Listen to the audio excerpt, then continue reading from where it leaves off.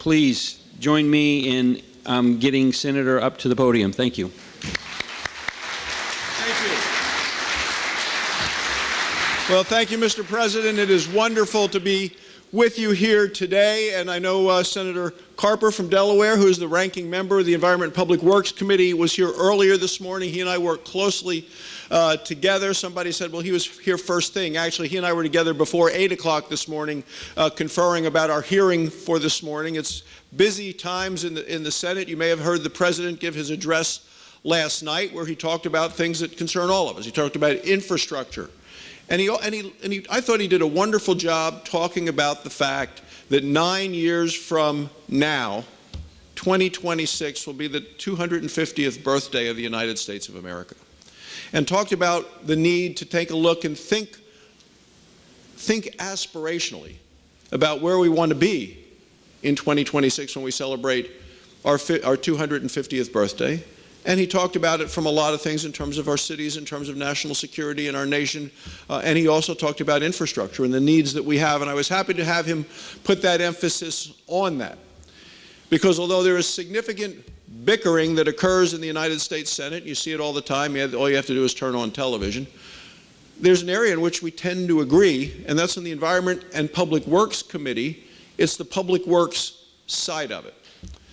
And I've been working now, as I'm chairman, to go and visit with every member of the committee, Republicans and Democrats, to remind them, because some are new to the Senate, some are new to the committee, that with the past history of this committee, Barbara Boxer and I would fight about specific environmental issues in which I have firm beliefs and she does as well, but I would always vote with her on issues about public works, and well, that's why last time we passed a transportation bill, 5 or 6 years in length, like 87 to 13, significant bipartisan support. We passed the WRDA bill, the Water Resources bill, the same thing, over 80 votes in favor, because all of us have needs, all of us have interests, all of us have concerns. And that's why I am always optimistic about what we can do in infrastructure, what we can do for our highways. So Bud came in to visit with me a couple of weeks ago, and along with Jim Timon, we visited about the issues that face all of us, and we want to get things done. I'm sure Senator Carper mentioned the cooperative nature. Now there'll be discussions and debates about how best to pay for that. In the nice introduction that you gave, the one thing you failed to mention is that for 5 years I was in the Wyoming State Senate, and in that position I was chairman of the Transportation Committee.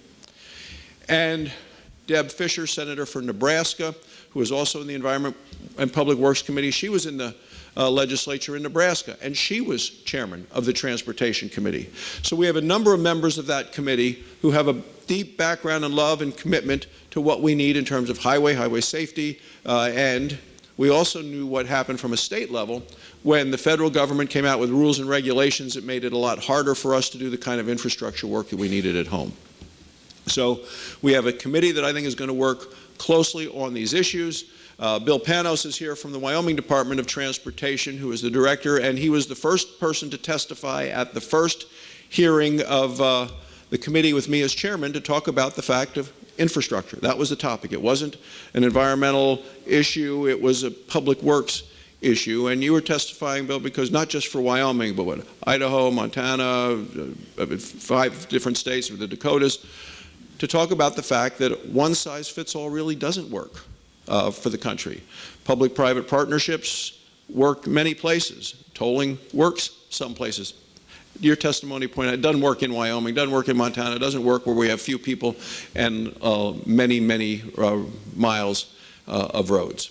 So I wanted to just come today to be with you, to share that there is a huge commitment to focus on the needs, to make sure that our country is ready to celebrate the 250th birthday, to do what we can to eliminate the regulatory rampage that has been upon us. We will at 10:30 this morning, as we're ready to gavel in the committee, which again is another infrastructure committee hearing today. You have heard, I'm sure, of the overflow of the Oroville Dam in California and what's happening there with the spillway.